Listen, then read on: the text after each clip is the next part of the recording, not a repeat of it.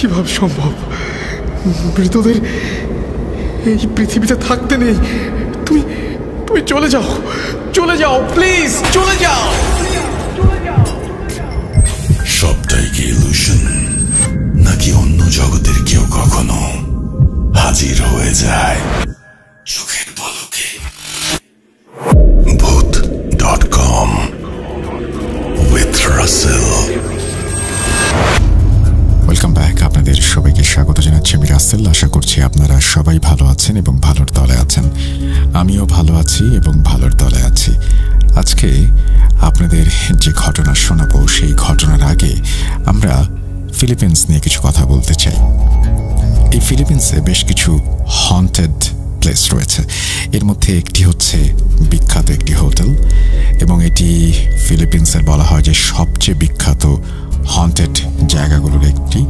এটি দ্বিতীয় বিশ্বযুদ্ধের সময় জাপানি সেনাদের দ্বারা ব্যবহৃত হতো এবং এখানে অনেক অত্যাচার আর মৃত্যুর ঘটনা ঘটেছে। একটি রাস্তা রয়েছে যার নাম হচ্ছে হোয়াইট লেডি, এবং এখানে একটি নারীকে বলা হয়ে থাকে যে গাড়ি চাপা দিয়ে হত্যা করা হয়েছিল। এরপর থেকে তার আত্মা নাকি এখানে ঘোরে। এছাড়াও একটি আইল্যান্ড রয়েছে এবং এখানেও ঐতিহাসিক যুদ্ধস্থল, যেখানে দ্বিতীয় বিশ্বযুদ্ধের সময় অনেক সেনা নিহত হয়েছিল। এছাড়াও এখানে রয়েছে একটি মিলিটারি হাসপাতাল, ছিল একটা সময় আমেরিকান মিলিটারি হাসপাতাল, এখন সেটা পরিত্যক্ত, এবং এখানে অনেক আহত এবং মৃত সেনা ছিল, এবং এই স্থানটি একটি হন্টেড হসপিটাল নামে পরিচিত। এছাড়াও এখানে আরও বেশ কিছু জায়গা রয়েছে, এবং এখানে একটা সাদা রঙের বাড়ি রয়েছে, পুরনো সাদা রঙের বাড়ি, যেটি হন্টেড বাড়ি নামে পরিচিত। ধারণা করা হয় এখানে অনেক আত্মহত্যা এবং হত্যার ঘটনা ঘটেছে। তো মোটামুটি এই ছিল আমার ফিলিপিন্স নিয়ে ছোট্ট কিছু ঘটনা আপনাদের সাথে শেয়ার করার। এবারে যাব মূল ঘটনায়। আমাদেরকে যে ঘটনাটি পাঠিয়েছেন সেই ঘটনাটি আসলে এই ফিলিপিন্সকে নিয়ে, এবং পাঠিয়েছেন মেহেদি হাসান। আমরা তার ঘটনায় যাব, যেভাবে লেখা আছে আমি সেভাবেই পড়ে শোনাচ্ছি আপনাদের। আসসালামু আলাইকুম রাসেল ভাই ও প্রিয় লিসেনার্স, আশা করি ভালো আছেন, ভালোর দলে আছেন। এবং তারপরে তিনি সবাইকে ধন্যবাদ দিয়ে শুরু করছেন ঘটনা। ভূত.com এর নিয়মিত শ্রোতা তিনি, এবং লিখছেন দুবাই থেকে। আমি এই ঘটনাটি সংগ্রহ করেছি আমার ফিলিপিনের সহকর্মী আর্মিন সিলভাদোরের স্ত্রী ক্যাথরিন সিলভাদোরের কাছ থেকে। ওনার বয়স 40-এর কাছাকাছি হবে। ক্যাথরিন আপু দুবাইয়ে থাকেন। তিনি দুবাই ডিউটি ফ্রিতে জব করেন। দুজন দুই জায়গায় জব করার কারণে প্রয়োজনের তাগিদে আলাদা থাকলেও সুযোগ পেলে কখনো আর্মিন ছুটে যান তার স্ত্রীর সাথে দেখা করতে, আবার কখনো আপু ছুটি পেলে আমাদের এখানে চলে আসেন।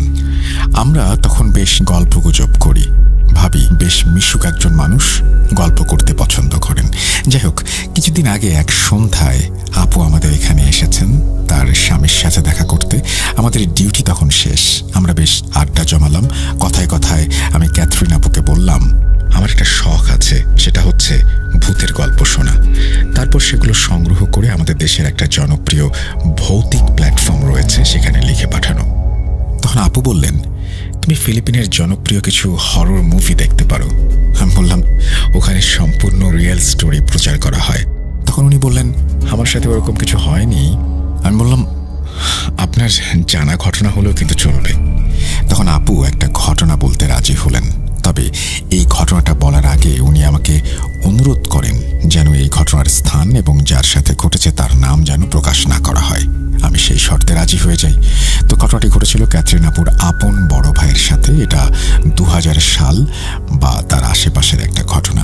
ক্যাথরিন আপুর বাবার বাড়ি যে গ্রামে, ওই গ্রামে রয়েছে বিশাল একটা খ্রিশ্চান কবরস্থান। ওই অঞ্চলের সব খ্রিশ্চানদের মৃতদেহ ওখানেই সমাধিত করা হয়। ক্যাথরিন আপুর বড় ভাই পেশায় একজন কাপড়ের দোকানদার। স্থানীয় বাজারে তার একটা দোকান রয়েছে।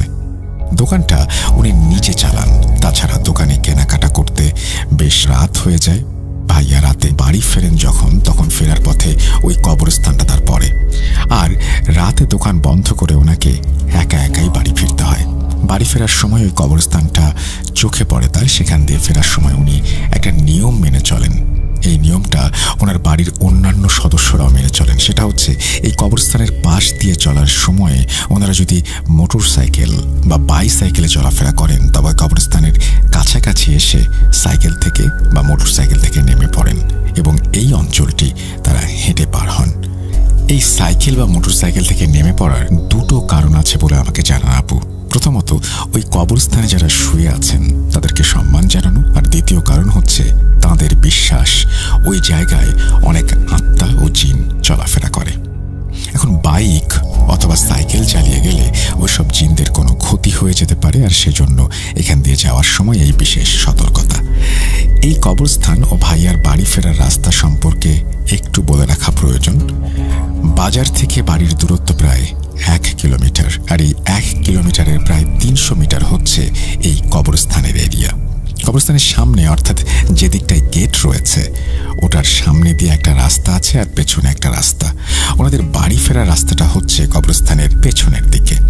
এই রাস্তাটা সামনের রাস্তার তুলনায় বেশ সরু আর অন্ধকার। সেখানে কোনো আলোর ব্যবস্থা নেই, একেবারে ভুতুড়ে পরিবেশ। ঝড় বৃষ্টির রাতে সেটা আরো ভয়ঙ্কর হয়ে ওঠে।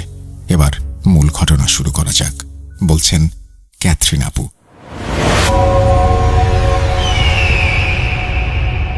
প্রতিদিনের মতো সেদিন রাতে আমার ভাইয়া দোকান বন্ধ করে বাইসাইকেলে করে বাড়ি ফিরছিলেন।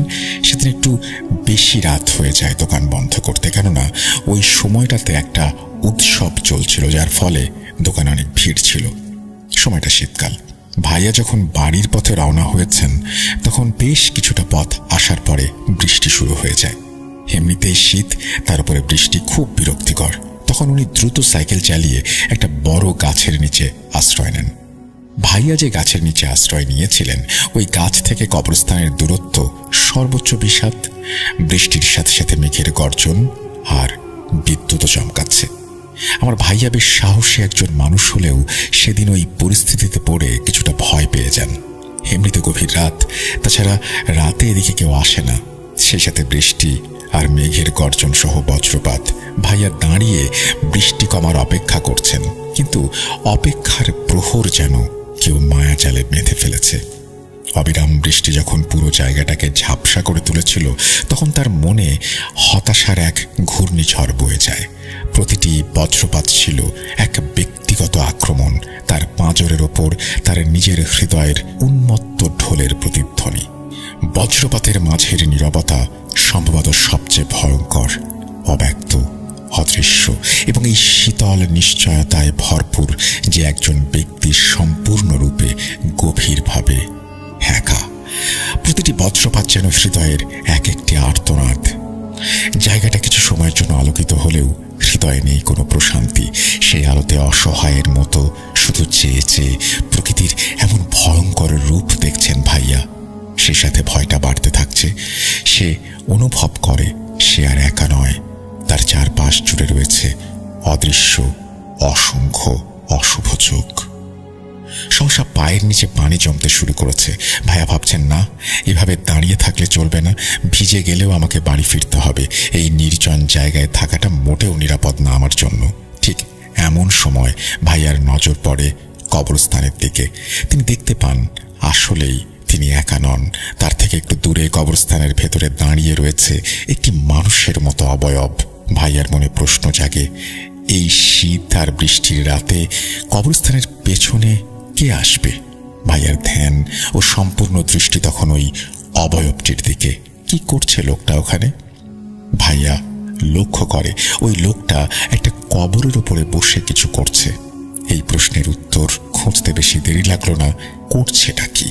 2 সেকেন্ডের চকচকে আলোয় ভাইয়া দেখলেন লোকটা ওখানে বসে হাত দিয়ে কবর খুঁড়ছে। এরকম একটা পরিবেশ, একটা লোক এসে কবর খুঁড়ছে, এটা কোনো স্বাভাবিক বিষয় নয়।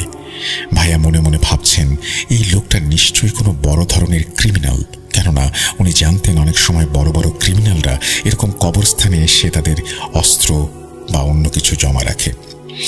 অথবা এই লোকটা চোর, সে হয়তো মানুষের কঙ্কালের লোভে এই কাজ করছে। এসব ভাবতে ভাবতে ভাইয়া দেখতে পান ওই লোকটা পুরো কবরটা খুঁড়ে ফেলেছে। তারপর সে কবরের ভেতরে নেমে কফিন থেকে লাশটা তুলে নিল। ভাইয়া তখন ধরেই নিয়েছেন এই ব্যাটা একটা চোর, এ লাশ চুরি করে নিয়ে যাবে। ভাইয়া তখন প্রচন্ড রাগে নিজের জিভ কামড়ে কামড়াতে থাকেন। আশেপাশে লাঠি বা ডালপালা ওইরকম কিছু খুঁজতে থাকেন। সৌভাগ্যবশত একটি লম্বা ও শক্ত ডাল পেয়ে যান তিনি। উদ্দেশ্য ওই বেটা চোরকে মেরে হাড্ডি ভেঙে দেবেন। কারণ সেই কাজটা যে করছে এটা শুধু একটা অপরাধ নয়, এটা মহা অপরাধ। কাল বিলম্ব না করে লাঠি হাতে নিয়ে আস্তে আস্তে এগিয়ে যান ভাইয়া।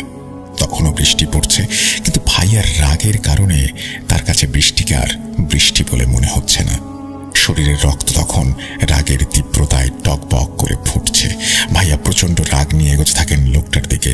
লোকটার কাছাকাছি যাওয়া মাত্র লোকটা বুঝতে পারে যে কেউ তাকে দেখে ফেলেছে এবং তার দিকে আসছে। ঠিক তখন ওই মন্দ লোকটা পেছনের দিকে ঘুরে তাকায়। তাকানোর সাথে সাথে ভাইয়া যে দৃশ্য দেখতে পায় সেটা কেউ কখনো দেখতে চাইবে না। ভাইয়া দেখেন ওই লোকটার সারা শরীরের গঠন পোশাক মানুষের মতো হলেও মুখটা একটা হিংস্র প্রাণীর মতো। সেটা দেখতে ভয়ঙ্কর আর বিভৎস। ভাইয়া দেখেন তার মুখটা ঝলসানো। মূলত ওই ভয়ঙ্কর জিনিসটা যে লাশটা কবর ঘুরে বের করছে সেটা সে খেতে চাইছে। সে কোনো ক্রিমিনাল বা চোর নয়, সে একটা মুর্দাখোর খবিস জিন। এগুলো দেখার পর ভাইয়া আর নিজেকে শান্ত রাখতে পারলেন না। ও কি ভয়ানক বিভৎস দৃশ্য!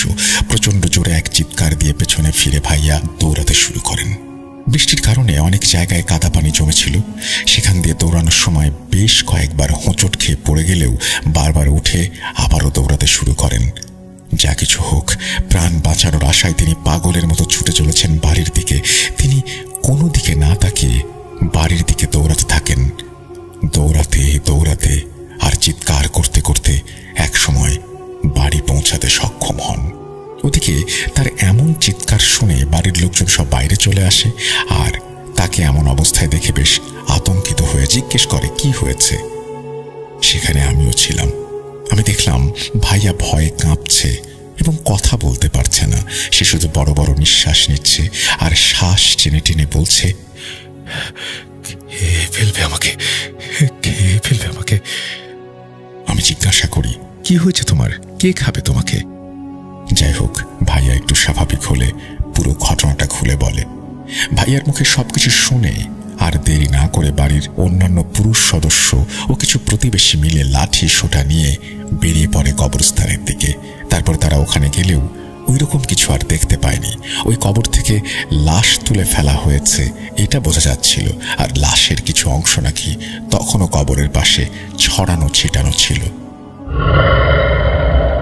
এরপর কি হয়েছিল সেটা ক্যাথরিন আপু আমাকে বলেননি, এতটুকুই বলেছেন সেদিন ওনার ভাইয়া যা দেখেছিলেন সেটা আসলে মুর্দাখোর জিন, আমাদের ভাষায় যেটাকে আমরা খবিস জিন বলি। ওরা নাকি সুযোগ পেলে এভাবে কবর থেকে লাশ তুলে খেয়ে ফেলে। লাশ খাওয়া শেষ হলে তারা সুন্দর করে কবরটা আবার আগের মতো করে মাটি চাপা দিয়ে দেয়, তাতে কবরের ভেতরে লাশ আছে কিনা পরবর্তীতে সেটা বোঝার কোনো উপায় থাকে না। তবে ক্যাথরিন আপুর ভাইয়া ওই ভয়ঙ্কর মুর্দাখোর খবিস জিন দেখে ফেলার কারণে হয়তো ওই জিনটা সম্পূর্ণ লাশ খেতে পারেনি, তাই তাকে কিছু অংশ ফেলে কবরটাকে ওভাবে রেখেই চলে যেতে হয়েছিল। একটা প্রশ্ন হয়তো অনেকের মনে আসছে, কবরস্থান তো পবিত্র জায়গা, ওইরকম একটা জায়গায় কোনো জিন যে লাশ তুলে খাবে, হেই লাশ খাওয়াটা কি কোনো সাধারণ বিষয়? উত্তর হচ্ছে নির্দিষ্ট কিছু সময়ে এটা হওয়া সম্ভব।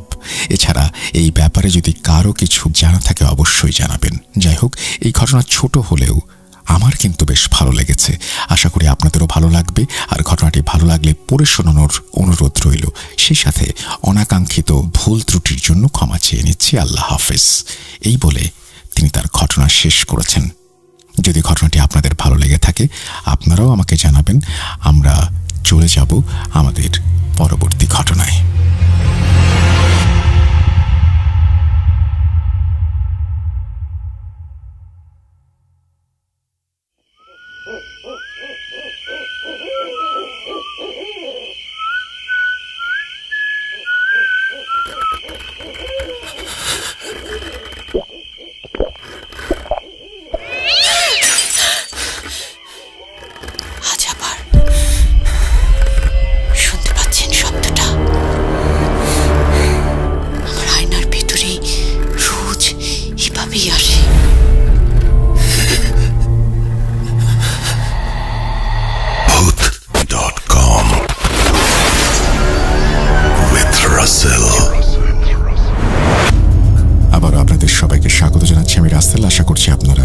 ভালো আছেন এবং ভালোর তলে আছেন। আমিও ভালো আছি এবং ভালোর তলে আছি।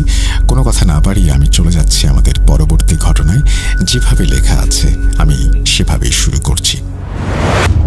আসসালামু আলাইকুম রাসেল ভাই ও প্রিয় শ্রোতা বন্ধুরা, আশা করি আল্লাহর অশেষ রহমতে আপনারা সকলেই ভালো আছেন।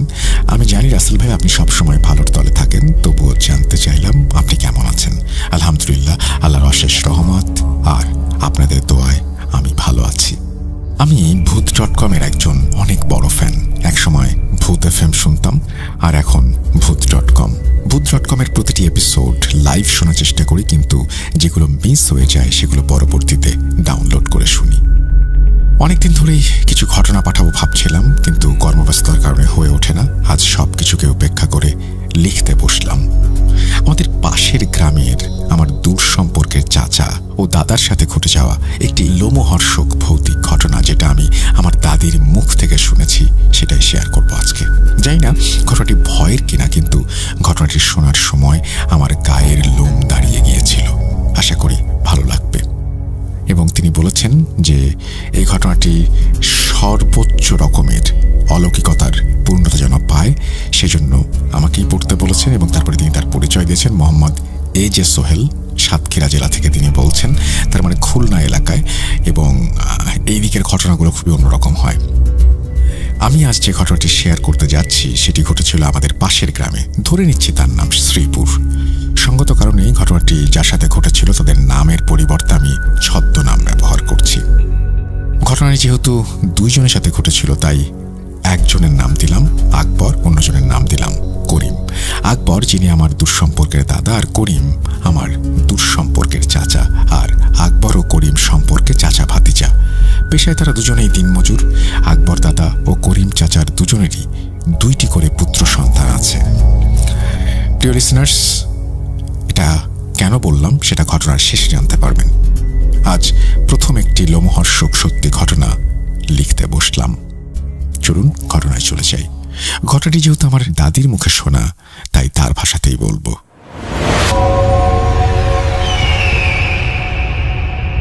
তখন সালটা 1975 বা 76 হবে। তখন জীবনযাত্রার মান খুবই দুর্বিষহ ছিল। যাতায়াত ব্যবস্থাও গ্রামের রাস্তাঘাট ছিল কাঁচা মাটির। রাস্তাগুলো পায়ে চলার জন্য যথোপযুক্ত ছিল না। যদিও 2-1টা গরুর গাড়ি চলত, তাও দিনের আলো শেষ হওয়ার আগেই গাড়োয়ান তার কাজকর্ম সেরে বাড়ি ফিরে যেত।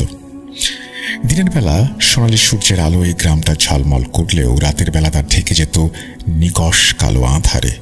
এবং এই আঁধার দেখে যে কারো মনেই ভয়ের সঞ্চার হবে। আর রাতের আঁধারে আলোর উৎস বলতে হ্যারিকেন, মোমবাতি অথবা ল্যাম্প অথবা কুপিবাতি ছিল। আর বিকল্প হিসেবে ছিল পূর্ণিমার চাঁদের মায়াবী আলো, যা রাতের গ্রামীণ পরিবেশটাকে ভয়ঙ্কর সুন্দর রূপে রূপান্তরিত করত।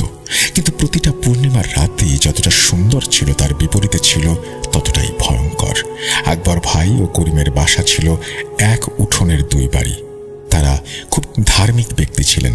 5 ওয়াক্ত নামাজ মসজিদে গিয়ে আদায় করতেন। বলে রাখা ভালো, এদের মধ্যে আকবর ভাই ছিলেন আমাদের গ্রামের মসজিদের মুয়াজ্জিন।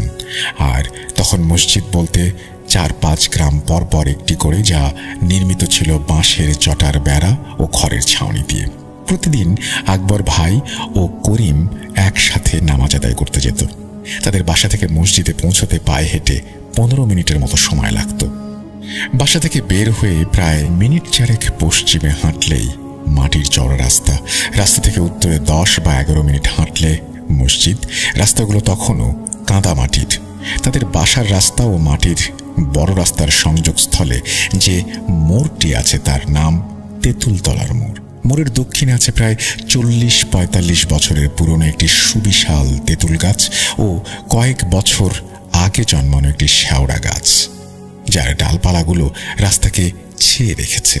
এর উত্তর ও পশ্চিমে ছিল বিল, যেখানে বর্ষার মৌসুমে গ্রামের লোক ধান চাষ করত। আর এই সেই ভয়ার্ত জায়গা যেখানে এই ঘটনাটি ঘটে। এই মোড়কে কেন্দ্র করে ছোট বড় অনেক ভয়ের ঘটনাই ঘটে চলেছিল প্রতিনিয়ত। সন্ধ্যার পরে লোকজন সেখানে খুব একটা যেত না, কারণ সন্ধ্যা নামলেই অলৌকিকতার হাট বসত সেখানে। যেহেতু আমাদের এক গ্রাম থেকে অন্য গ্রামে যাওয়ার ওইটাই ছিল মেন রাস্তা, বিকল্প আরও একটি শর্টকাট রাস্তাও ছিল, কিন্তু সেখানে রাতের বেলা তো দূরে থাক, দিনের বেলাতেও কেউ ভয়ে পা মারাতো না। তাই বাধ্য হয়ে সবাইকে মেন রাস্তাই ব্যবহার করতে হতো। যদি কেউ কোনো কাজে পাশের গ্রাম বা গ্রামের বাইরে যেত, তাহলে সন্ধ্যার আগেই বাসায় ফিরে আসার চেষ্টা করত। আর যদি কারো বাসায় ফিরতে দেরি হতো বা সন্ধ্যা পার হয়ে যেত, তাহলে তার সাথে কিছু না কিছু এই প্যারানর্মাল ঘটনা ঘটত। যেমন ঘূর্ণিঝড়ের মতো বাতাসে খড় কুটো, গাছের শুকনো পাতা ইত্যাদি গোল গোল হয়ে ঘুরতে ঘুরতে মানুষের পেছন পেছন আসত। অথবা অস্বাভাবিক রকমের বড় শেয়াল সাদৃশ্য প্রাণী মানুষকে তাড়া করত। আর যদি কেউ বেশি রাত করে ফেলত, তাহলে মাথা কাটা ঘোড়া দেখতে পেত। আমাদের আঞ্চলিক ভাষায় যেটাকে মুন্ডু কাটা ঘোড়া বলা হয়, কিন্তু সেটা তেঁতুলতলার মোড়ের একটি নির্দিষ্ট জায়গায় আসত। সেই জায়গাটুকু পার হয়ে গেলে আবার সবকিছুই স্বাভাবিক হয়ে যেত, যেন সেখানে কিছুই ঘটেনি। তাই সন্ধ্যার পরে বা রাতে ওই মোড় দিয়ে খুব একটা বেশি লোক যাতায়াত করত না। আর নিত্য প্রয়োজনীয় কাজে যারা ঘরের বাইরে যেত, তারা সন্ধ্যার আগে অথবা এশার নামাজ শেষ করে একসাথে কয়েকজন মিলে ঘরে ফিরত। কেউ কখনো সেখানে একা যাওয়ার সাহস করত না। যেহেতু আকবর ভাই মসজিদের মুয়াজ্জিন ছিলেন, তাই তাকে প্রতিদিন 5 ওয়াক্ত নামাজের জন্য আজান দিতে মসজিদে যেতে হতো। যেহেতু ফজরের আজান নিজেই দিতেন, তাই যাওয়ার সময় প্রতিদিন করিমকে সাথে নিয়ে দুজন একসাথে বাসার সামনে পুকুর থেকে ওযু করে মসজিদের উদ্দেশ্যে রওনা দিতেন। প্রতিদিনই তারা কিছু না কিছু ভৌতিক অভিজ্ঞতার সম্মুখীন হয়েছেন। যেমন তারা যখন হেঁটে যেতেন, তখন মনে হতো তাদের পেছন পেছন কেউ তাদের অনুসরণ করছে, অথবা পেছন থেকে তাদের নাম ধরে কেউ ডাকছে। আবার মাঝে মাঝে কিছু অজানা প্রাণীর আর্তনাদ তাদের কানে ভেসে আসতো। তবুও কখনো তারা মসজিদে যাওয়া বন্ধ করেননি। একদিন রাত প্রায় 4:30, তখনও আকাশের এক পাশে এক ফালি চাঁদ তার শেষ মৃদু আলোক রশ্মিকে সংকীর্ণ করে ভোরের আলোতে মুখ লুকাতে চাচ্ছে।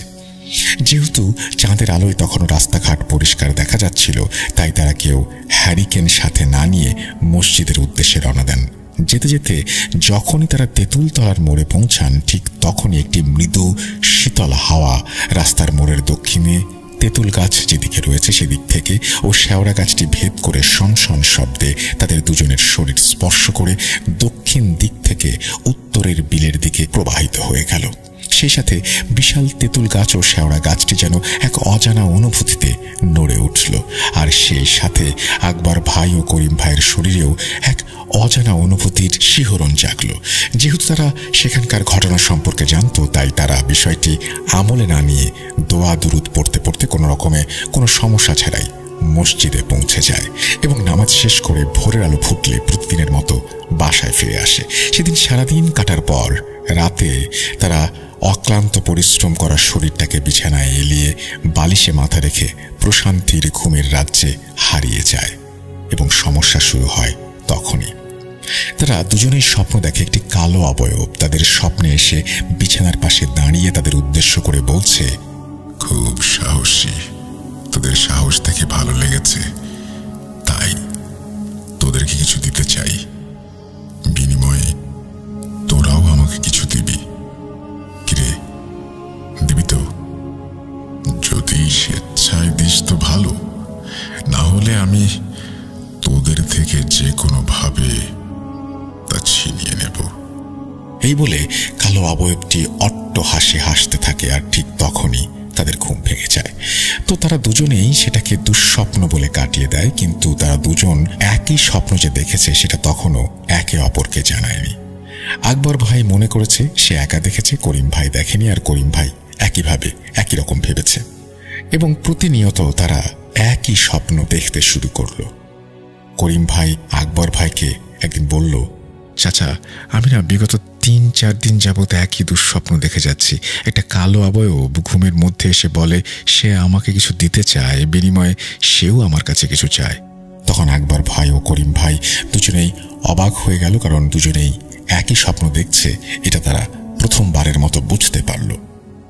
তারা বিষয়টা নিয়ে একটু ভাবে এবং সেই দিন আসরের নামাজের পরে মসজিদের ইমাম সাহেবের সাথে বিষয়টি শেয়ার করে। ইমাম সাহেব জানান মাগরিবের পরে তিনি এই বিষয়ে কথা বলবেন। যথারীতি মাগরিবের নামাজ শেষ করে ইমাম সাহেব তাদের সাথে বসেন এবং আলোচনা করেন। আলোচনার এক পর্যায়ে ইমাম সাহেব বলতে লাগলেন, দেখেন আকবর ভাই, আপনারা যেহেতু ধার্মিক ব্যক্তি তাই আশা করি সহজেই বুঝবেন। বিষয়টা আমার কাছেও মোটেই স্বাভাবিক মনে হচ্ছে না। যেহেতু সে কিছু দিতে চাইছে, আবার বিনিময়ে কিছু নিতেও চাইছে, তাই আমার এই যৎ সামান্য জ্ঞান বলছে বিষয়টি বেশ অস্বাভাবিক। আজ সন্ধ্যা নেমে গেছে, পারলে কাল সকালে একবার মৌলভী স্যারের সাথে দেখা করে এই বিষয়টা নিয়ে কথা বলেন। আপাতত আজকের রাতটা আপনারা পানি পড়া দিচ্ছি সেটা খেয়ে কাটিয়ে দেন। আর কিছু আমল শিখিয়ে দিচ্ছি এবং সবসময় পবিত্রতা রক্ষা করবেন। এই বলে ইমাম সাহেব তার কাজে চলে যান। বলে রাখা ভালো, মৌলভী স্যার ঝাড়ফুঁক করেন। আমাদের প্রায় ২০-২৫টা গ্রামের প্যারানর্মাল রোগীর চিকিৎসক তিনি। একাধারে তিনি আমাদের গ্রামের স্বনামধন্য স্কুলের ইসলাম শিক্ষকও। ঘটনায় আসি, এদিকে আকবর ভাই ও করিম চাচার বাসা থেকে মৌলভী স্যারের বাসার দূরত্ব ৮ থেকে ৯ কিলোমিটার। অন্যদিকে সন্ধ্যার পশ্চিম আকাশের অস্ত যাওয়া সূর্যের শেষ লালিমাটুকুও তখন আস্তে আস্তে কালো অন্ধকার গ্রাস করে নিচ্ছে। আর এই ঘুটঘুটে অন্ধকার রাতে মাটির রাস্তা ধরে কোনো যানবাহন ছাড়া এতটা রাস্তা যাওয়া কোনোভাবেই সম্ভব ছিল না। তাই আকবর ভাই করিম ভাইকে উদ্দেশ্য করে বলল, করিম, আজকে তো রাত হয়ে গেছে, তাই কাল সকালে উঠে আমরা স্কুলে গিয়ে না হয় স্যারের সাথে দেখা করব। করিমও এই কথায় সম্মতি জানায় এবং তারপর আকবর ভাই ও করিম গ্রামের বাজারে গিয়ে নিত্য প্রয়োজনীয় জিনিসপত্র কেনে এশার নামাজ শেষ করে বাসার উদ্দেশ্যে রওনা হয়। সেদিন রাতে বাসায় গিয়ে আকবর ভাই ও করিম ইমাম সাহেবের দেয়া পানি পড়া খায় এবং তার শিখিয়ে দেয়া আমল করে এবং সেদিন রাতে তাদের কোনো সমস্যা হয়নি। পরদিন সকালে তারা স্কুলের মৌলভী স্যারের সাথে দেখা করেন এবং তাদের সমস্যার কথা মৌলভী স্যারকে বিস্তারিতভাবে তারা জানান।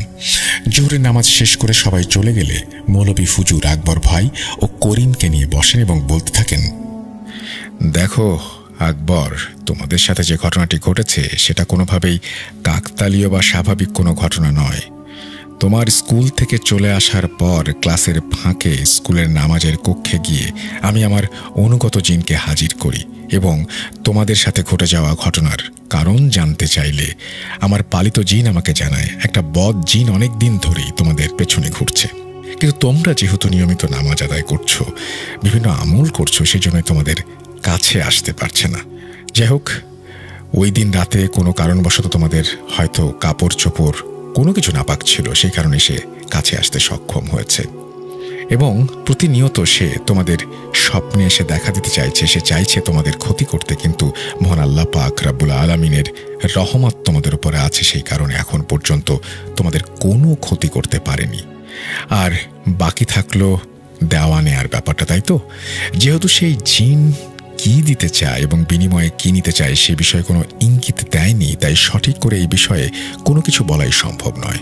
যাই হোক, আমি তাবিজ দিয়ে দিচ্ছি এবং এটা সবসময় সঙ্গে রাখবে। ইনশাল্লাহ আল্লাহ পাক রব্বুল আলামিনের ইচ্ছায় সবকিছু ঠিকঠাক হয়ে যাবে। কিন্তু যদি কখনো ভূমিকম্প হয় অথবা তোমরা কোনো ব্রিজ বা সাঁকো পার হও, তাহলে এই তাবিজের কার্যকারিতা নষ্ট হয়ে যাবে। যদি কখনো এমন পরিস্থিতির শিকার হয়ে যাও তাহলে তাবিজ খুলবে না। আমার কাছ থেকে নতুন তাবিজ নিয়ে তারপর পুরনোটা খুলে ফেলো। এই বলে মৌলভী হুজুর তাদের দুজনকে তাবিজ দিয়ে নিজের হাদিয়া নিয়ে চলে যান। হাদিয়া বলতে হুজুরে খুশি করে যা দেয়া হয় তাই। প্রিয় লিসেনার্স, কি ভাবছেন ঘটনা এখানে শেষ? হয়তো ঘটনাটা এখানে শেষ হলে ভালো হতো। একটি পরিবার অভিভাবকহীন হতো না, দুইটি অবুঝ শিশু তার বাবাকে হারাতো না, একজন মা তার সন্তানকে হারাতেন না। যাই হোক, ঘটনায় ফিরে আসি। এইভাবে বেশ কিছুদিন যাওয়ার পর একদিন পুকুরে গোসল করার সময় করিমের হাতে থাকা তাবিজটির সুতা ছিঁড়ে যায়। তখন সে তাবিজটা বাসায় রেখে সন্ধ্যায় বাজার থেকে ঘুমসি কিনে এনে তাবিজটি আবারও বাঁধবে বলে ঠিক করে। কিন্তু বিভিন্ন কাজের ভেতরে সে ঘুমসির সুতা কিনতে ভুলে যায় এবং তাবিজটাও নিতে ভুলে যায়। বিপত্তিটা ঘটে সেদিন রাতেই। হঠাৎ একটা দুঃস্বপ্ন। সে রাতে আবার আকবর ও করিম ভাইয়ের ঘুম ভাঙায়। আকবর ভাই দেখে যে স্বপ্নে সেই কালো অবয়বটি এসে তাকে বলছে, মনে আছে আমার কথা? তুই আমাকে 2টা ঝুনি নারকেল দিবি, বিনিময়ে একটা সোনার নৌকা নিবি।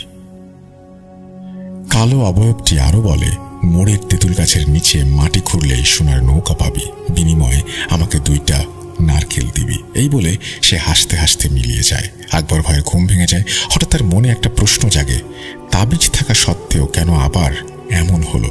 তখন তিনি সময় আন্দাজ করে দেখলেন আনুমানিক 4টা বা 4:30 হবে। যেহেতু প্রতিদিন ভোরে উঠতে হয়, তাই বুঝতে বাকি থাকলো না যে ফজরের আজানের সময় অতি নিকটে। তিনি আর দেরি না করে করিমকে ডাকতে থাকেন, কিন্তু এ কি, করিমের কোনো সারা শব্দ নেই। আরো 2-1বার ডাকার পর করিমের বউ এসে বলল, চাচা তো আরো আগে বেরিয়ে গেছে, আপনি তো এসে ডেকে নিয়ে গেলেন। করিমের বউয়ের মুখে কথা শুনে আকবর ভাইয়ের সারা শরীর দিয়ে এক ভয়ের অজানা স্রোত বয়ে যায়। যেহেতু আকবর ভাই ও করিম চাচা দুজনেই একই স্বপ্ন দেখত, তাই আকবর ভাইয়ের আর বুঝতে বাকি রইল না যে করিম এখন কোথায় থাকতে পারেন। তখন আকবর ভাই করিমের বউ সহ আরো কয়েকজনকে সাথে নিয়ে দ্রুত পদে সেই তেঁতুল গাছের কাছে যায়, কিন্তু ততক্ষণে অনেক দেরি হয়ে গেছে। তারা সেখানে গিয়ে দেখে যে করিমের প্রাণহীন নিথর দেহটা মাটিতে পড়ে আছে এবং তার চোখ দুটো পাথরের মতো শক্ত, যেন ঠিকরে বেরিয়ে আসবে কোটর থেকে। তার চোখ দুটো দেখে মনে হচ্ছিল সে ভয়ার্থ কোনো দৃষ্টিতে তাকিয়ে কোনো কিছু দেখছে।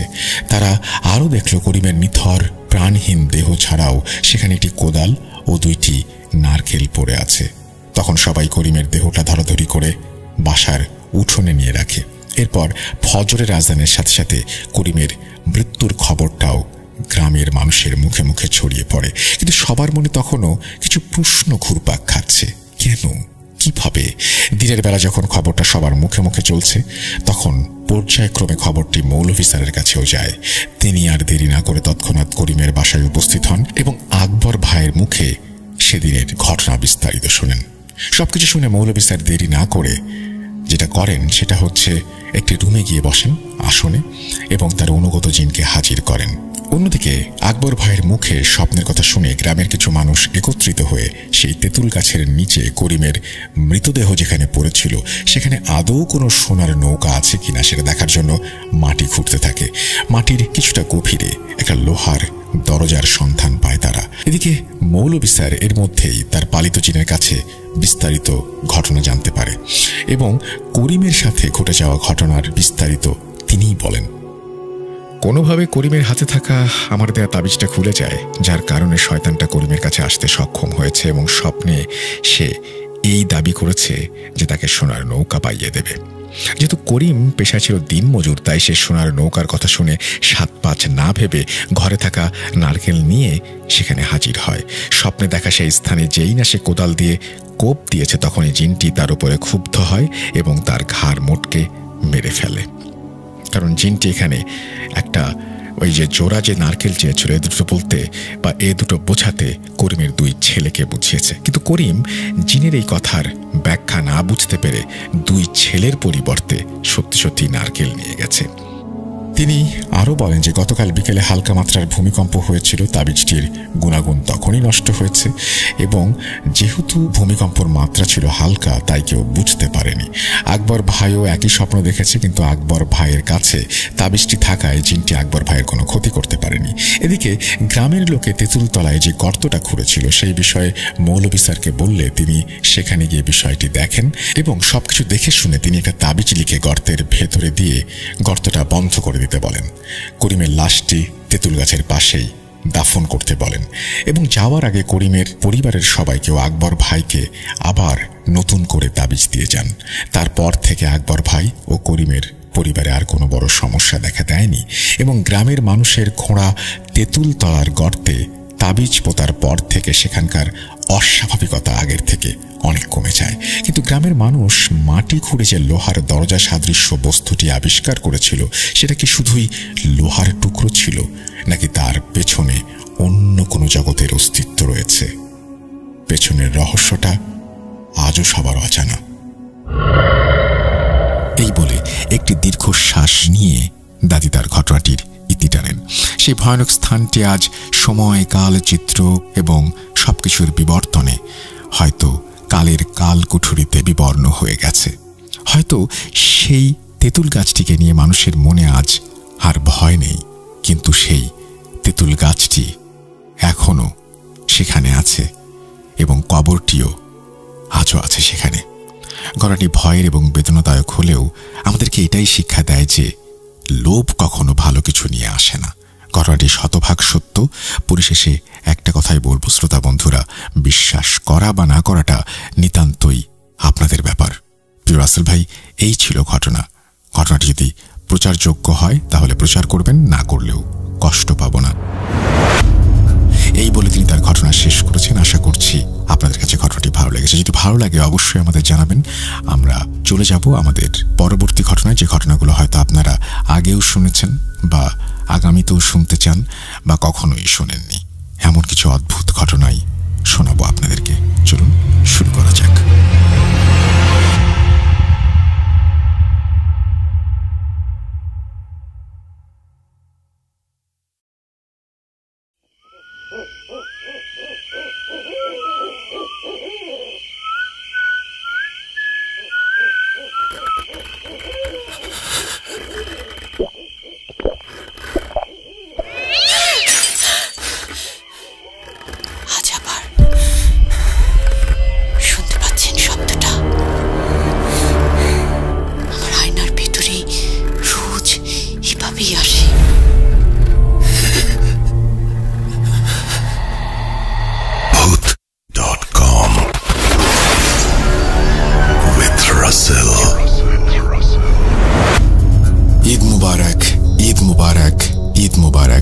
আপনাদের সবাইকে স্বাগত জানাচ্ছি ভূত.com-এ আরও একবার। আমি রাসেল। আশা করছি সবাই ভালো আছেন আর ভালোর দলে আছেন। আমিও ভালো আছি, ভালোর দলে আছি এবং আশা করব যে পরিবারের সবাইকে নিয়ে চমৎকার একটা ঈদ কাটালেন এবং যে ঈদটা নিয়ে আমাদের সবারই প্রত্যাশা থাকে এবং বছরে 2 বার মাত্র ঈদ আসে। আর এখন সেই সময়টি, যে সময়টিতে আবারও ফেরার সময় হলো কর্মস্থলে।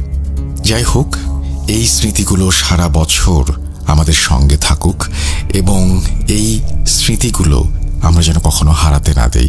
আপনজনের সাথে এই যে আপনজনের সান্নিধ্য পাওয়ার যে আনন্দ, সেই আনন্দ বারবার ফিরে আসুক, প্রতি বছর ফিরে আসুক, সেটাই প্রত্যাশা থাকবে। আজকে ভূত.com-এ আপনাদের প্রথমে জানিয়ে দিই, আপনারা সবাই জানেন, তারপরেও বলছি যে ভূত.com-এ এখন আমরা যেটা করছি সেটা হচ্ছে প্রত্যেক শুক্রবারেই কিন্তু আমরা স্বাধীন মিউজিক অ্যাপের পাশাপাশি ইউটিউবেও আসছি। আপনারাই চেয়েছিলেন এরকম একটা ব্যাপার ঘটুক, কারণ আপনারা চাচ্ছিলেন অনেকদিন ধরেই, আমরাও চেষ্টা করছিলাম এবং খুব দ্রুতই আমরা সেটা সফল করব বলে আশা করছি। যাই হোক, আমরা চলে যাচ্ছি আমাদের প্রথম ঘটনায়।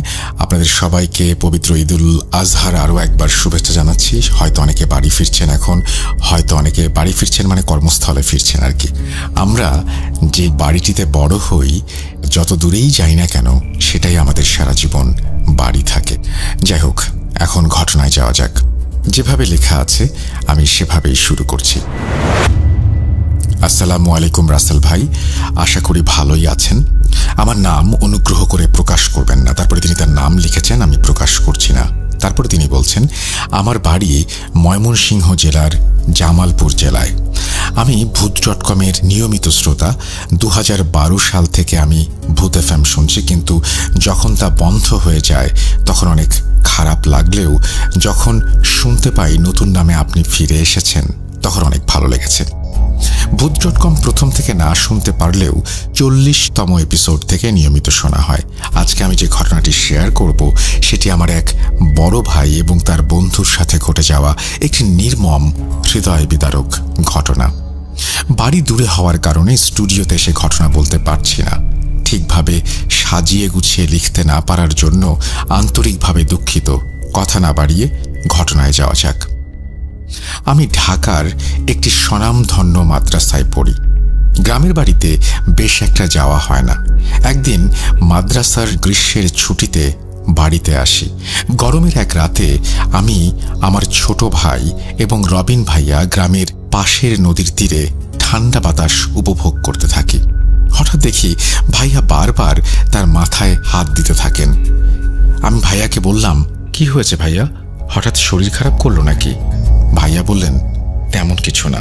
কি হয়েছে বলো? সে বলল, প্রায় কয়েক বছর আগে আমার সাথে একটি ঘটনা ঘটে যায়। ঠিক তখন থেকেই মাঝে মধ্যে এমন হয়। বাদ দাও, তেমন কিছু না। কি ঘটনা বলো শুনি? ভাইয়া বলতে চাইল না, কিন্তু আমার ছোট ভাইয়ের জোরাজুরিতে অবশেষে রাজি হলো। ভাইয়া আগে বলল, আগে এক কাপ চা নিয়ে আয়। আমি আমাদের জন্য চা নিয়ে এসে বসে পড়লাম এবং ভাইয়াকে বললাম, এখন বলো। এবার ভাইয়া বলতে শুরু করলেন। আমি তার মতো করেই বলছি। বলছেন, রবিন ভাইয়া। সাল 2017। আমি আর আমার 3 জন বন্ধু সজীব, শাকিল এবং আকাশ মিলে মধুপুর জেলার পাহাড়ি এলাকায় ঘুরতে যাবার সিদ্ধান্ত নেই। যারা ময়মনসিংহ থেকে শুনছেন তারা হয়তো জায়গাটি এতক্ষণে চিনে ফেলেছেন। ঘটনায় ফিরে আসি। আমরা সেখানে সকাল 7টার দিকে রওনা দেই। আমরা আমাদের এক বন্ধুর প্রাইভেট কার নিয়ে রওনা দেই। জামালপুর আর মধুপুর পাশাপাশি জেলা হওয়ায় পৌঁছতে বেশি দেরি হয়নি। আমরা সারাদিন সেখানে ঘুরে রাত 9টার সময় বাসার উদ্দেশ্যে রওনা দিলাম। যে রাস্তা দিয়ে যেতে হবে সেই রাস্তার এক পাশে একটি খ্রিস্টানদের কবরস্থান রয়েছে। অন্ধকার রাস্তায় আমরা যখন সেটি পার হচ্ছিলাম তখন গাড়ির লাইটে আমরা দেখতে পাই কবরস্থানের কিছুটা সামনে একটা বিড়াল রাস্তায় পড়ে আছে এবং সে কিছু খাবার খাচ্ছে। আকাশ গাড়ি ড্রাইভ করছিল। সে দুষ্টুমি করে বলল, দাঁড়া, বিড়ালটা একটা উচিত শিক্ষা দিতে হবে। আমরা কিছু বুঝে ওঠার আগেই ও বিড়ালের ওপর দিয়ে গাড়ি চালিয়ে দেয়। সাথে সাথেই একটি চাপা আর্তনাদের আওয়াজ আসে। আমরা গাড়ি থেকে নেমে গিয়ে দেখি বিড়ালের মাথা গাড়ির চাপায় পিষে গেছে এবং একটি পা দেহ থেকে আলাদা হয়ে গেছে। আমি আর আমার আরেক বন্ধু সজীব আকাশকে বকা দেয়া শুরু করি। ঠিক এই সময়ে রাস্তার পাশের জঙ্গল থেকে একটি শব্দ আসে। আমরা সেদিকে তাকালে দেখি 2টি রক্ত আগুনের চোখ আমাদের দিকে তাকিয়ে আছে। এখানে আমি একটু বলে রাখি, ভূত.com কখনোই এই সমস্ত বিষয় সমর্থন করে না। কোনো পশু পাখি বা কোনো কিছুর প্রতি এই নির্দয়তা বা তাদেরকে হত্যা করা এটাকে কোনোভাবেই সমর্থন করে না। আমরা সবসময় এটার বিপক্ষে। যাই হোক, আবারও ঘটনা পড়ছি। আমার বন্ধু শাকিল বলে, আগে গাড়িতে উঠে বস, বাসায় চল, তারপর ওকে যা বলার বলিস। এখন এত রাতে এখানে থাকাটা ঠিক হবে না। আমি আর আমার বন্ধু ওর কথা শুনে গাড়িতে উঠে বসি এবং এইবার আমি ড্রাইভ করব বলে সিদ্ধান্ত নেই। গাড়ি স্টার্ট করার পর একটু সামনে গিয়ে আমি গাড়ির গ্লাসের দিকে তাকাই এবং যা দেখি তা দেখার জন্য আমি প্রস্তুত ছিলাম না। আমি দেখি শত শত কালো বিড়াল ওই মৃত বিড়ালটিকে ঘিরে রেখেছে এবং আমাদের গাড়ির দিকে রক্ত আগুন চোখে তাকিয়ে আছে। এমন সময় আকাশ একটি চিৎকার করে। আমরা কারণ জানতে চাইলে সে বলে, কেউ নাকি তার কানে ফিসফিস করে কর্কশ কণ্ঠে বলেছে, এর ফল তোকে ভোগ করতে হবে, তুই আর তোর বন্ধুরা মরবি, সবাই মরবি। আমি ওকে শান্ত হতে বলি, তোর মনের ভুল বলে আমি গাড়ি চালানো শুরু করি এবং আমি যা দেখেছি তা কাউকে বুঝতে দেয়নি। রাত 1টার সময় আমরা যে যার বাসায় পৌঁছে যাই। সেদিন রাতে আমি স্বপ্নে দেখি হাজার হাজার বেড়াল আমার রুমে, আর সবাই আমার দিকে এমনভাবে তাকিয়ে আছে যেন এক্ষুনি আমাকে আছড়ে কামড়ে ছিঁড়ে ফেলবে। এমন সময় একজন আমার মাথায় কিছু দিয়ে খুব জোরে আঘাত করে। এতে আমার মাথা ফেটে যায় এবং আমার গলা চেপে ধরে, বলতে থাকে, তোরা আমার ছেলেকে মেরে ফেলেছিস, তোদেরও মরতে হবে। যেভাবে আমার ছেলে মরেছে ঠিক সেভাবেই। এ কথা বলে সে বাতাসে মিলিয়ে যায় এবং সব বিড়াল আমার উপরে ঝাঁপিয়ে পড়ে। ঠিক তখনই আমার ঘুম ভেঙে যায়। আমি ঘড়ির দিকে তাকিয়ে দেখি রাত 3:30। আমি ঘটনাটি দুঃস্বপ্ন ভেবে উড়িয়ে দিয়ে আবার ঘুমোতে যাই। সকালে এক অদ্ভুত জিনিস আমি লক্ষ্য করি। সেটি হলো আমার গলায় আঙুলের ছাপ, যেগুলো লাল হয়ে আছে, এবং মাথায় হাত দিয়ে দেখি পেছনে ফুলে আছে কিন্তু ব্যথা করছে না। এবার আমি সত্যি সত্যি অনেক ভয় পেয়ে যাই। ঘটনাটি আমার বন্ধুদের জানাই। তারা বলে তারাও নাকি একই স্বপ্ন দেখেছে। বিষয়টি আমি আমার পরিবারকে বলতে নিষেধ করি। এর পরদিন রাতে আর কোনো সমস্যা হয়নি। ঠিক সকালবেলা আকাশের বাড়ি থেকে ফোন আসে যে তাকে নাকি সকাল থেকে খুঁজে পাওয়া যাচ্ছে না। আমি বললাম, হয়তো কোথাও গেছে, চিন্তা করবেন না, ফিরে আসবে। এরপর সকাল গড়িয়ে দুপুর হয়ে যায়, আকাশের দেখা মেলে না। ওর বাবা পুলিশে খবর দিতে চাইলে গ্রামের সবার কথায় রাত পর্যন্ত অপেক্ষা করে। এদিকে দুপুর শেষ হয়ে সন্ধ্যা হয়ে যায়। আকাশের মা কান্নাকাটি শুরু করে দেয়। রাত 12টায় তাদের বাড়ির চালে বিকট আওয়াজ হয়। সবাই বাইরে বের হয়ে এসে যা দেখে তা দেখার জন্য কেউ প্রস্তুত ছিল না। আমিও ছিলাম সেখানে। দেখলাম আকাশ এসেছে, কিন্তু জীবিত না, মৃত। আকাশের মাথাকেও ঘুরিয়ে উল্টো দিকে করে দিয়েছে এবং থেঁতলে দিয়েছে। হাত দুটো শরীর থেকে আলাদা, পুরো শরীর ক্ষতবিক্ষত। চেহারা দেখে চেনার উপায় নেই যে এটি আমাদের বন্ধু আকাশ, যার সাথে 2 দিন আগে আমরা ঘুরে বেরিয়েছি। আমাদের আর বুঝতে বাকি রইল না যে এটি কার কাজ। পরদিন সকালে তাকে দাফন করা হয়। পরিবারের একমাত্র ছেলেকে হারিয়ে আকাশের মা বাবা পাগলের মতো হয়ে যায়। এদিকে আমি আমার বন্ধুরা অনেক ভয়ের মধ্যে দিয়ে দিন পার করতে থাকি। আকাশ মারা যাওয়ার প্রায় 1 সপ্তাহ কোনো সমস্যা হয়নি। একদিন শাকিলের বাসা থেকে ফোন আসে যে শাকিলকে খুঁজে পাওয়া যাচ্ছে না। আমার মনে তখন ভয় ও দুশ্চিন্তা দুটোই বিরাজ করছিল। আমি তাড়াতাড়ি শাকিলের বাসায় যাই। সকাল গড়িয়ে বিকেল, বিকেল গড়িয়ে রাত হয়। আমরা খুঁজে পাচ্ছিলাম না। হঠাৎ একজন চিৎকার করে বলে ওঠে তাকেই ঠিক সেই অবস্থায় বাড়ির পাশের বাঁশঝাড়ের নিচে পড়ে থাকতে দেখা যায়। আমি শুধু আমার বন্ধুর নিথর দেহের দিকে তাকিয়ে থাকলাম আর ভাবতে লাগলাম, এরপর কি আমার পালা? এইবার সব ঘটনা আমি সকলকে বললাম। এসব কথা শুনে আমার এবং সজীবের পরিবার আমাদেরকে বকা দিতে লাগলো যে কেন আমরা এ সমস্ত আগে বলিনি। তারপর আমাদের একজন হুজুরের কাছে নিয়ে যাওয়া হয়। তিনি একজন জিনের মাধ্যমে বলেন যে আমরা যে বিড়ালটিকে মেরে ফেলেছি সেটি ছিল একটি জিন সর্দারের একমাত্র ছেলে, তাই সে আমাদের পেছনে পড়ে রয়েছে। তিনি আরও বলেন এই জিন অনেক শক্তিশালী আর সে কাউকে ছাড়বে না। সে তার ছেলের মৃত্যুর প্রতিশোধ নেবে। আমরা তাকে অনেক জোর করলাম কিছু করার জন্য। তিনি বলেন জিনটি অনেক শক্তিশালী, তার কাছে আমি পেরে উঠব না। আমি একজনের ঠিকানা দিচ্ছি, আপনি ওনার সাথে যোগাযোগ করেন। আমরা সেই ঠিকানা অনুযায়ী হুজুরের কাছে গেলাম। সেই হুজুর আমাদের সকল কথা শুনে বলল, আমি ঠিক 3 দিন পর আপনাদের বাসায় যাব এবং আমার কাজ আমি করব। ততদিন আপনারা এই তাবিজটি রাখুন। একা একা কোথাও যাবেন না আর সাবধানে থাকবেন, নামাজ পড়বেন আর আল্লাহকে স্মরণ করবেন সব সময়। এই বলে হুজুর আমাদের বিদায় দেন। ঠিক 3 দিন পর হুজুর আমাদের বাড়িতে আসেন এবং আমাকে এবং আমার বন্ধুকে একটি বৃত্ত এঁকে সেখানে বসান। এরপর আমাদের পরিবারের সবাইকে বলেন যা কিছু হয়ে যাক কোনো কথা বলবেন না, কোনো শব্দ করবেন না। আমাদের চারপাশে কিছু মোমবাতি এবং আগরবাতি জ্বালিয়ে হুজুর দোয়া পড়তে শুরু করেন। পড়তে পড়তে এক সময় মনে হলো যে আমাদের বাড়ির চারপাশে যেন ঝড় বয়ে যাচ্ছে, গাছপালা উপড়ে পড়ছে। এমন সময় একটি কর্কশ ভাষায় কেউ একজন বলে উঠল, আমাকে কেন ডেকেছিস? হুজুর একটা সালাম দিয়ে বললেন, কে তুমি আর কেন এদের মারছ? তখন আবার আওয়াজ আসলো, আমি জিনদের সর্দার। ওরা আমার একমাত্র ছেলেকে পিষে মেরেছে আর এখন আমিও ওদের ঠিক একইভাবে মারব। কেউ আমাকে থামাতে পারবে না, মরবে, সবাই মরবে।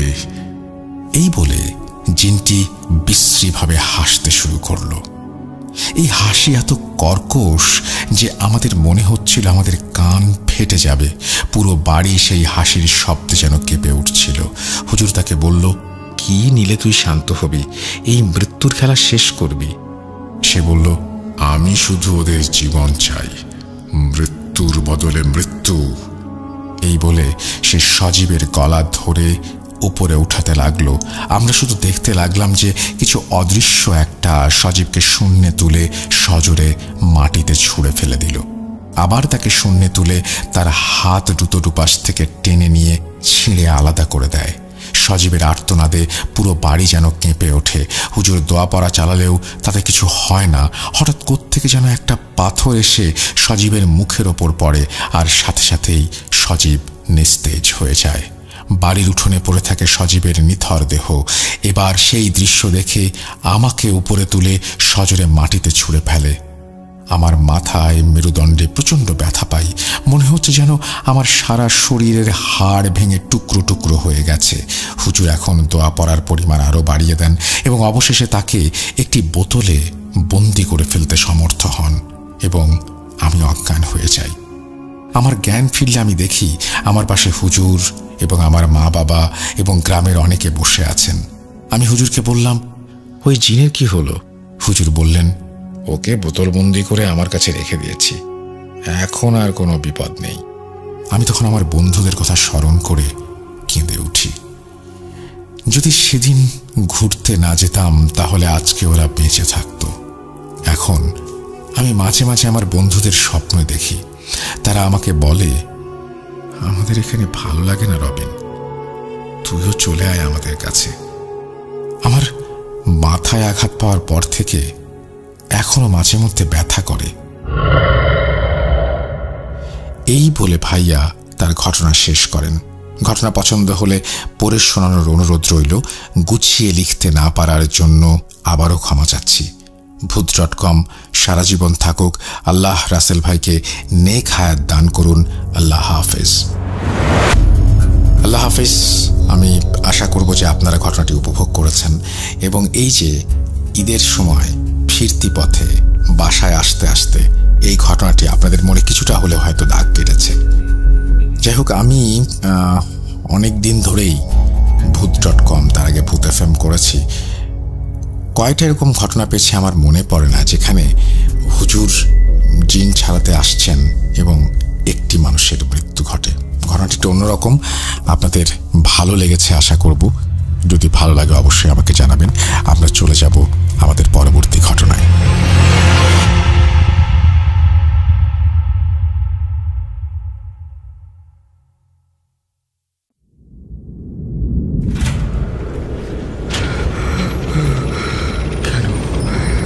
কেন তুমি আসো? আমি শুধু তোমার সাথেই থাকতে চাই। কিভাবে সম্ভব? মৃতদের এই পৃথিবীতে থাকতে নেই। তুমি তুমি চলে যাও, চলে যাও, প্লিজ চলে যাও। সবটাই কি ইলুশন, নাকি অন্য জগতের কেউ কখনো হাজির হয়ে যায় চোখের পলকে? ভূত.com with Russell। ঈদ মোবারক। ঈদ চলে গেছে। ঈদ বছরে মাত্র 2 বার আসে। এবার ফেরার পালা, আবারও কর্মযজ্ঞে ঝাঁপিয়ে পড়ার পালা, আবারও নিজেকে ভুলে যাওয়া, আবারও আপন জনের ভেতরে, বুকের ভেতরে কষ্ট লুকিয়ে রাখা, আবারও আরো একটি ঈদের জন্য অপেক্ষা, আবারও সেই দৌড়ঝাঁপ, টিকিট কাটা, বাড়ি ফেরা, তারপর সবাই মিলে ঈদ উৎসবে আনন্দ ভাগ করে নেয়া। আমাদের জীবনে এই টুকরো টুকরো আনন্দের ঘটনাগুলো ঘটে বলেই জীবন হয়তো সুন্দর। এই যে কয়েকটা দিন কাটিয়ে আসলেন প্রিয়জনের সাথে, এই স্মৃতি আপনাকে আগামী ঈদ উল ফিতর পর্যন্ত হয়তো এক অন্য রকমের শক্তি দেবে, যেই শক্তি নিয়ে আপনি ঝাঁপিয়ে পড়বেন কর্মযজ্ঞে। ভূত.com এর 230তম এপিসোড আপনারা শুনছেন। আমি রাসেল আছি আপনাদের সাথে। এর মাঝখানে যে সমস্ত স্পেশাল এপিসোডগুলো হয়েছে সেগুলোর আমরা সংখ্যা গণনা না করি। আমরা চলে যাব আমাদের পরবর্তী ঘটনায়। তার আগে বলি আমাদের ইমেল অ্যাড্রেস russell.booth.com@gmail.com। আপনার নাম, ঠিকানা এবং ফোন নাম্বার সহ আপনার জীবনে ঘটে যাওয়া বা আপনার জানা সেরা ঘটনা লিখে পাঠিয়ে দিন আমাদের কাছে। ঘটনার শুরুতে অবশ্যই উল্লেখ করুন ঘটনাটা আপনি স্টুডিওতে এসে শেয়ার করতে চান, নাকি আপনি চান আপনার ঘটনা আমরা পড়ে শোনাই। যারা দেশের বাইরে রয়েছেন তারা সরাসরি অডিও ক্লিপ পাঠাতে পারেন বা লিখেও পাঠাতে পারেন। ঘটনা এটা কমপ্লিটলি আপনার ব্যাপার। আর আমাদের একটা ইউটিউব চ্যানেল রয়েছে russell.com, সেখানে অবশ্যই সাবস্ক্রাইব করুন, আমাদেরকে সাপোর্ট করুন, আমাদের কথা জানিয়ে দিন সবাইকে। চলুন আমরা ঘটনায় চলে যাই। আসসালামু আলাইকুম রাসেল ভাই। ওয়ালাইকুম সালাম। আশা করছি ভালো আছেন। আমিও আল্লাহর রহমতে ভালো আছি। আমি নূপুর আক্তার, গাজীপুর টঙ্গী থেকে ভূত.com এর নিয়মিত একজন শ্রোতা। রিসেন্টলি ঘটে যাওয়া একটা ঘটনা শেয়ার করছি। যার সাথে ঘটেছে সে চায় ঘটনাটি ভূত.com এর শেয়ার করি। ঘটনাটি ঘটেছে আমার ননদের হাজবেন্ডের সাথে। তো সরাসরি ঘটনায় যাচ্ছি। ঘটনাটি এই বছরে ঘটেছে। আমার ননদের হাজবেন্ডের নামটা গোপন রাখছি। আমার ননদের হাজবেন্ড লেখাপড়া করছে, অনেক জায়গায় চাকরির জন্য ইন্টারভিউ দিয়ে রেখেছে। তো 15 দিন আগে তার হেড অফিস উত্তরা থেকে ডাক আসে। কোন চাকরি সেটা আমি গোপন রাখছি। বাংলাদেশের 64টা জেলায় তাদের শাখা প্রশাখা আছে। এবং তারপরে তিনি তার অফিসের নামটি বলেছেন, আমি গোপন রাখছি। ওকে, তো তিনি লিখছেন, তো ম্যানেজার পদে আমার ননদের হাজব্যান্ডকে চাকরিটা দেয়া হয়, কিন্তু পোস্টিং সিলেট সুনামগঞ্জে। এটা শোনার পর বাসা থেকে অনেকেই রাজি হয়নি যে এত দূরের চাকরি কেন যাবে। তো শেষমেশ সবাই রাজি হয়। ভাইয়া সকালে ঢাকা থেকে রওনা করে 24 অক্টোবর। আমরা তখন সবাই জানি ঘূর্ণিঝড়ের জন্য বাংলাদেশে তখন ভয়াবহ অবস্থা। ভাইয়া সুনামগঞ্জ পৌঁছায় রাত 8টা বাজে। তো যেই বিল্ডিংয়ে তাকে থাকতে দেওয়া হয়েছিল আমি তার একটু বর্ণনা দিচ্ছি। ছোট্ট একটা বাজার, বাজারের ভেতরে একটা 5তলা বিল্ডিং, বিল্ডিংয়ের নিচে ছোট্ট একটা মার্কেট, 2 তলা খালি, 3 তলা খালি, 4 তলা ফ্ল্যাটের এক সাইডের অংশে অফিসাররা বসে, তাদের অফিসিয়াল কাজ করে। বাকি 3টা ফ্ল্যাট খালি পড়ে আছে, আর ওপরের শেষ 5 তলা খালি, আর বিল্ডিংয়ের চারিদিকে বিল। 20-30 কিলোমিটার দূরে মানুষের বাড়িঘর, তাও হিন্দু এলাকায়। হিন্দু এলাকা বলার কারণ আছে, যা আমি পরে বলবো। তো ওই দিন এত খারাপ অবস্থা, কোনো অফিসার অফিসে আসেননি। এখান থেকে আমার ননদের হাজব্যান্ডের যাওয়ার কথা, তাই তারা দারোয়ানের কাছে চাবি দিয়ে গেছে। ওই দিন ভাইয়া যাওয়ার পরে তাকে চাবি বুঝিয়ে দেন দারোয়ান। পরে ভাইয়া চাবি দিয়ে ফ্ল্যাট খুলে দেখেন 3টা রুম, সামনের রুমে চেয়ার টেবিল, আর ওখানেই সব অফিসাররা বসে কাজ করে। কিন্তু ফ্ল্যাটটা খোলার পরেই ভাইয়ার বুকের ভেতর মোচড় দিয়ে উঠল। ভয় ভয় লাগছিল। ভাইয়া 5 ওয়াক্ত নামাজ পড়েন, সবসময় দোয়া দুরুদ পড়তে থাকেন, ওরকম অশরীরী জিনিস বিশ্বাস করেন না। ভাইয়াকে মাঝের রুমে থাকার জন্য দেয়া হয়েছিল। সে একাই থাকবে, আগে থেকেই বলে দেয়া ছিল। একটা খাট ছিল। তো ওই রাতে ভাইয়া হালকা রাতের খাবার শেষ করে ঘুমিয়ে পড়ে। তো পরদিন ভাইয়া একটা তোষক, একটা ফ্যান আর টুকটাক দরকারি কিছু জিনিসপত্র কেনাকাটা করে। সব অফিসার সকালে অফিসে আসলো, সারাদিন থাকলো, কাজ করলো, তাকেও কাজ বুঝিয়ে দিল। কিন্তু সমস্যা হলো তাকে লেখাপড়া কন্টিনিউ করতে দেবে না। এই চাকরিতে থাকলে সে পড়ালেখা করতে পারবে না কোনোভাবেই, কোনো ছুটিও পাবে না। ছুটি খুবই কম, বলতে গেলে ছুটি নেই। এটা শোনার পর ভাইয়ার মন খারাপ হয়ে গেল। রাতে সবাই তাদের কাজ শেষ করে চলে যাবার সময় তাকে বারবার বলে গেল ভয় না পেতে, সাবধানে থাকতে। তো ভাইয়া বলছে এই কথা কেন বলছে যে ভয় পাবো? সবাই বাড়িটা এড়িয়ে গেল এবং সবাই সবার নাম্বার ভাইয়াকে দিয়ে বলল রাতে কোনো সমস্যা হলে ফোন দিও। কিন্তু তাদের বাসা অফিস থেকে 20-30 কিলোমিটার দূরে। সবাই চলে যাওয়ার পরে ভাইয়া মেইন দরজা লক করে খাওয়া দাওয়া শেষ করে আমার ননদকে ভিডিও কল দেয়। তো স্বাভাবিকভাবে কথা বলছিল, সবকিছু ঠিকঠাক। ভাইয়া আমার ননদকে বলছে এই চাকরি সে করবে না, চলে আসবে।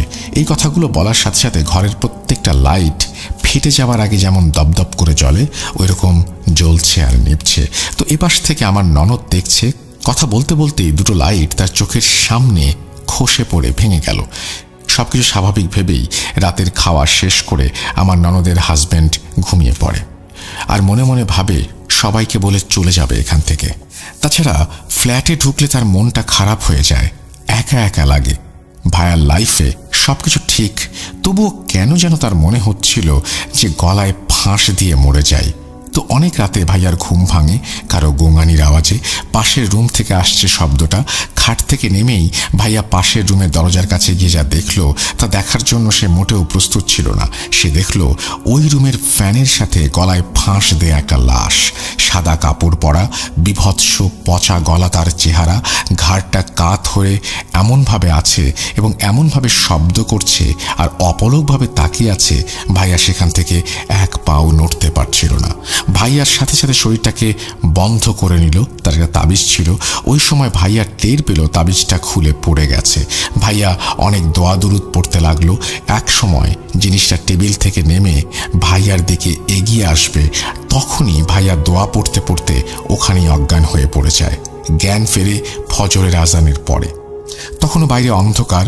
সাথে সাথে উঠে পড়ে, ওই অফিসারদের ফোন করে। তারা আসার পরে সব ঘটনা খুলে বলে। সবাই সবকিছু বলতে চেয়েছিল না। এক সময় বলে উঠল, তুমি যখন সমস্যায় পড়েছ তাহলে লুকিয়ে লাভ নেই। এই রুমে একজন কর্মকর্তা থাকতো 3.5 বছর আগে, ছুটি পেত না।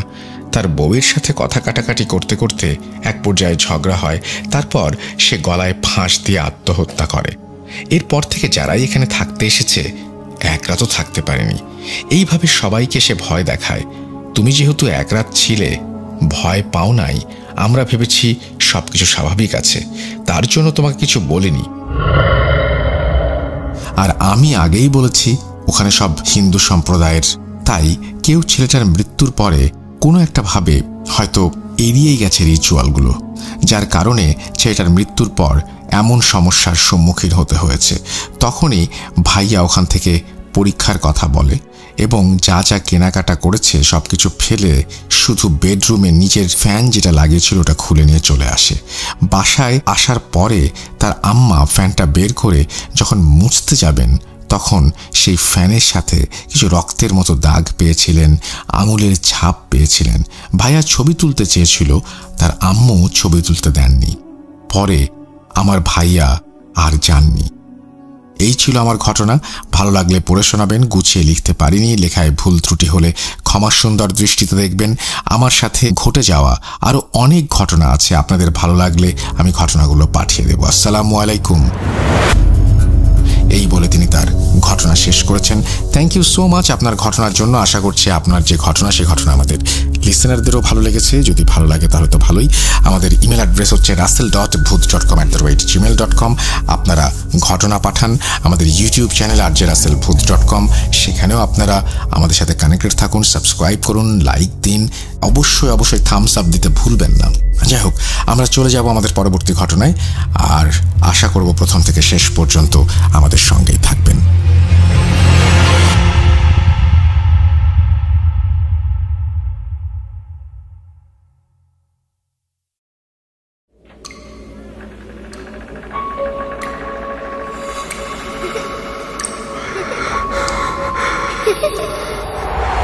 লুকোচুরি খেলবে? লুকোচুরি? তুমি লুকাও, আমি ঠিকই তোমাকে খুঁজে পাবো।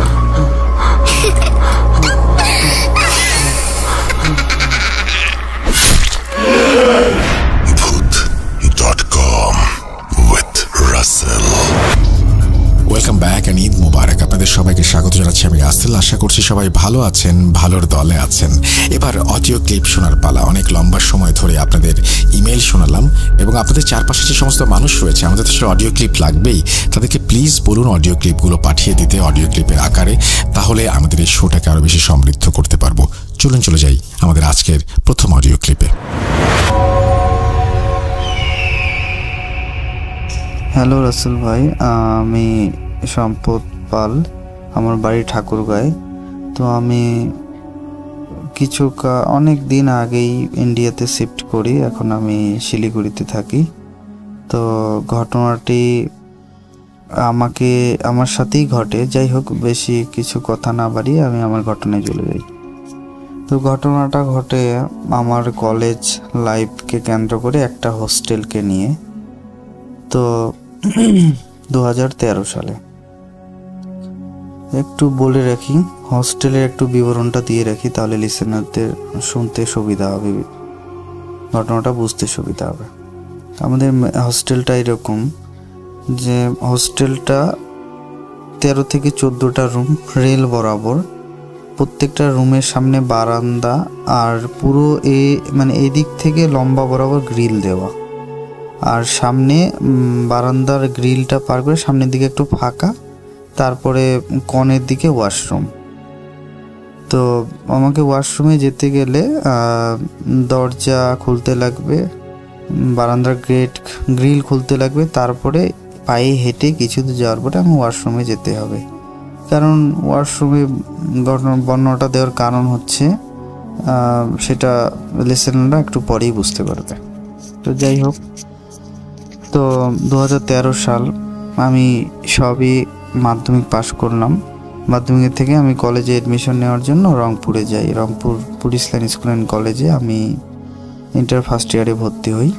তো এত ছেলে মেয়ের জন্য খুব হোস্টেলে সিট পাওয়া খুবই সংকট ছিল। আমি অনেক দিন খুঁজে পাচ্ছিলাম না। তো খুঁজতে খুঁজতে খুঁজতে খুঁজতে রীতিমতো নামটা আমি বললাম না সেই হোস্টেলের, যাই হোক কিছু সঙ্গত কারণে। তো কিছুদিন পরে সেই হোস্টেলটা আমি খুঁজে পেলাম। তো পাওয়ার পরে দেখা গেল কোনো সিট নেই। যেই রুমে 3টা সিট, সেই রুমে অলরেডি 4 জন করে আছে। তো এরকম অবস্থায় দেখে তো ম্যাচে হোস্টেলের যে দায়িত্ব ছিল তাকে খুব অনুরোধ বিনোদ করে বলা হলো যে কিছু দিনের জন্য থাকি, পরে দেখা হলে আমি অন্য ম্যাচে চলে যাব বা অন্য রুমে শিফট করব, এরকম কিছু একটা বললাম। তো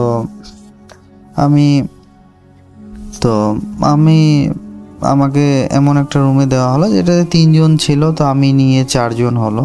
আলটিমেট নতুন কলেজ, নতুন সবাই, নতুন হোস্টেল, সবার সঙ্গে পরিচিত হলাম, খুব ভালো লাগলো, সবারই খুব ভালো ব্যবহার ছিল। তো আমিও সবার সঙ্গে খুব মিশুকি ছিলাম। তো যাই হোক আমি কলেজ আমার মতো করে করলাম। তো 7 দিন পরে দেখা গেল একটা সিট ফাঁকা হলো। তো সে প্রিপারেশন নিচ্ছিল ইউনিভার্সিটি কোচিংয়ের জন্য। তো রীতিমতো সে সিট ছাড়লো, ছেড়ে হয়তো অন্য কোথাও গেল, এরকম একটা কিছু। তো ছেলেটার এখানে বর্ণনাটা দিন, যে ছেলেটা সিটটা ছাড়লো তো দেখতে এরকম যে মাথায় চুল নেই, টাক বলা চলে, আর এত কথা বলতে থাকে যে বলতেই থাকে, আর কিছু ভাবলে ভাবতেই থাকে, এইরকম টাইপের আমার একটু মনে হয়েছে ছেলেটাকে। তো যাক অত কিছু আমি পাত্তা না দিয়ে আমার সিট বা রুম ফাঁকা নিয়ে কথা আমি সেই রীতিমতো পেলাম, এদিক ওদিক না তাকিয়ে আমি শিফট করে ফেললাম।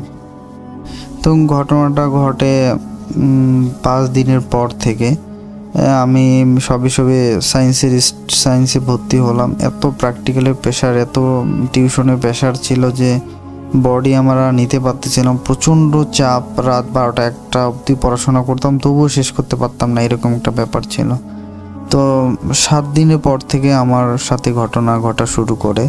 দেখা যায় আমি যখন রাত 12টার পরে পড়ি, তো আমার পা তালা থেকে শুরু করে হাঁটু বরাবর পুরো প্রচণ্ড গরম হয়ে যায়। তো গরম হতে হতে দেখা যায় যে মাথা পুরা বিরক্ত হয়ে যায়, আর পড়ার ইচ্ছা করে না। তো এরকম একটু ঘটনা শুরু হয় আমার সাথে। আমার রুমটার একটু বর্ণনাটা দিয়ে রাখি। আমার রুমে 2টা সিট, মানে 2 জন আমরা থাকি। তো দেওয়ালের এক পাশে একটা ছোট বেড, আর একদিকে আমার বেড, মাঝখানে 2টো টেবিল, এইরকম ঘরের একটা পজিশন।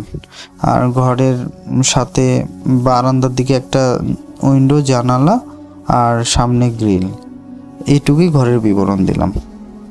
তো আমি যখন শিফট করলাম সেই দিনে আমার রুমে থাকা যে দাদা, সে তার কিছু কারণে বাড়িতে চলে যায়। তো আমি আলটিমেট ফাঁকা থাকি। তো 7 দিনের মাথা থেকে আমার ঘটনা শুরু হয়। তো 7 দিন থেকে শুরু হয় রীতিমতো 5-6 দিন, 10 দিন, 15 দিন এরকম করে চলতে থাকে। তো আমি খুব বিরক্ত ফিল করতেছিলাম যে কেন এরকম আমার সাথে হচ্ছে, বা পা হাঁটু কেন গরম হয়ে যাচ্ছে, মাথা কেন গরম হয়ে যাচ্ছে, আমি কেন পড়াশোনা কনসেন্ট্রেট দিতে পারতেছি না, মানে একটু পড়াশোনা করতে গেলেই আমার এরকম প্রবলেমটা হচ্ছে, বাইরে কোনো প্রবলেম হচ্ছে না, টেবিলে গিয়ে বসলে পড়াশোনা শুরু করলে এই প্রবলেম।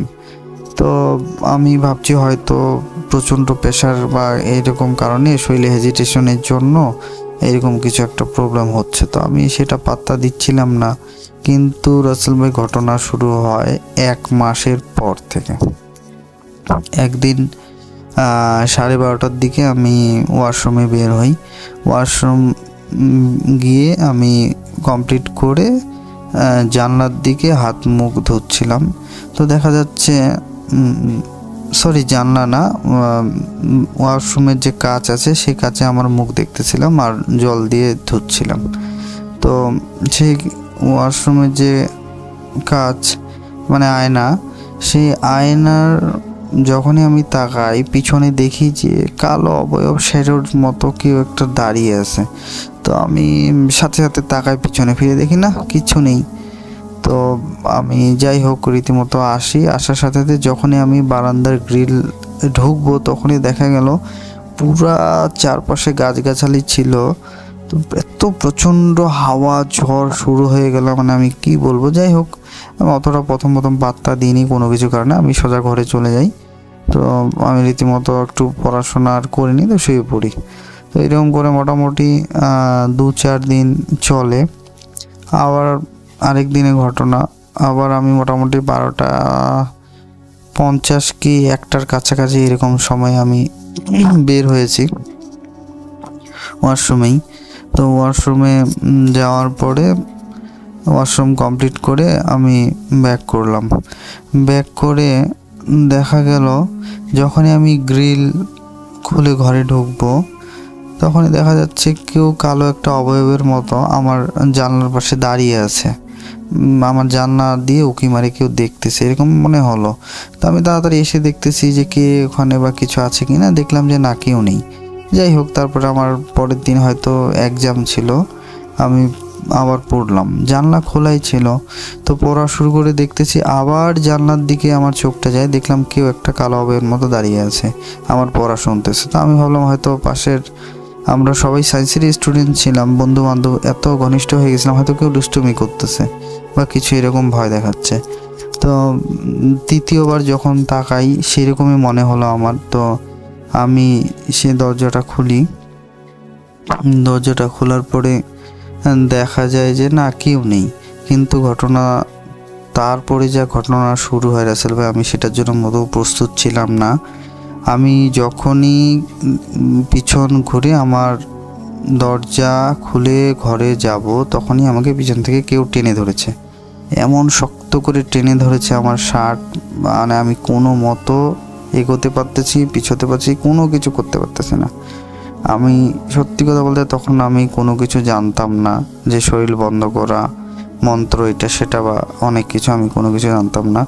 আমি মহান সৃষ্টিকর্তার নাম স্মরণ করি এবং আমি এইটুকু আমার অভিজ্ঞতা ছিল, যেহেতু গ্রামে থাকতাম, অনেক কিছু দাদু দিদার কাছে আমি শুনছি যে কিছু কিছু ব্যাপার হলে পিছনে তাকানো যায় না বা এটা সেটা।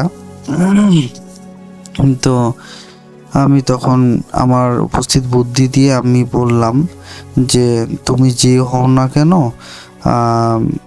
আমাকে তুমি ছেড়ে দাও, আমি তোমার কোনো তো ক্ষতি করিনি, তো আমাকে কেন এরকম করছো, আমাকে তুমি ছেড়ে দাও, আমি তোমার যদি কোনো ক্ষতি করি তাহলে আমি তাহলে এখান থেকে চলে যাব বা তোমার যেন ক্ষতি না হয় সেটা আমি দেখবো। এইভাবে আমি আমার সাহস মতো কথাটা বললাম।